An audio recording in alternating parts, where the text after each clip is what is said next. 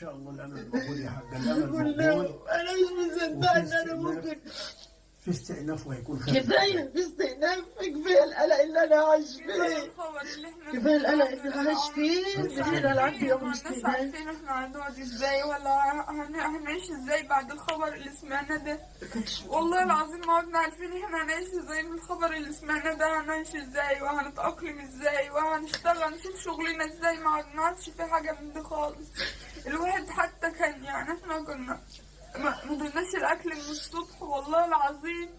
واحمد كان بيقول ايه، بيقول لماما فادية انا جعان ماشي. كان في المنصورة وبيقول لماما فادية اطبخوا على ما اجي ان شاء الله هنتاي.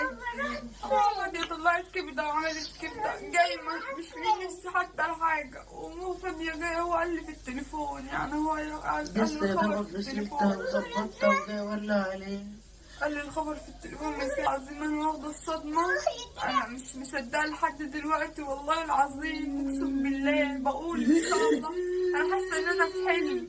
والله انا بقول انا حاسه ان انا في حلم بس انا مش متاكده. لعله خير، لعله خير، لعله خير يا حاج. انا مش مصدق والله. انا كان عندي امل انهم هيطلعوا برا ان شاء الله والعربيه ترجع لاصحابها وعربيه تبني ترجع وتاجر بحاجة متوقعة. ده المحامي ما قال لي أجري أقول له لا، وأحمد يقول له لا، على أساس إن إحنا هنخلص. تعبنا سنة ونص تعب، سنة ونص تعب وانتظار وقلق وحيرة وتوتر وكل حاجة وحشة، كل حاجة وحشة شفناها في السنة ونص دي. كل اللي كان يتعب من أي حاجة ياخد قضية المقلب يحطها في قلب القواضي.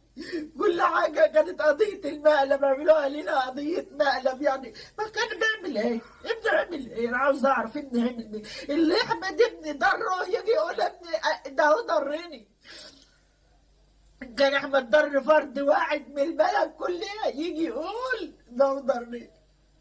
ساعتها كنت اهدى شوية، لكن ابني ما ضرش حد. انا شفنا سنة ونص ما حدش في الدنيا شاف الشر اللي انا فيه والقلق والتوتر وبالليل والنهار ادعون يا رب يا رب يا رب. يا ابني ما يشمت فيك العدو ولا حبيبي يا ابني، يا رب يطلعك من اللي انت فيه على خير يا ابني، انت واخواتك واللي معاك يا ابني.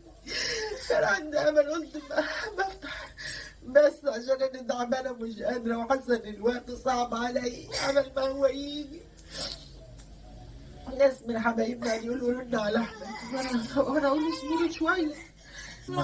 والنبي انا ناس ما ياما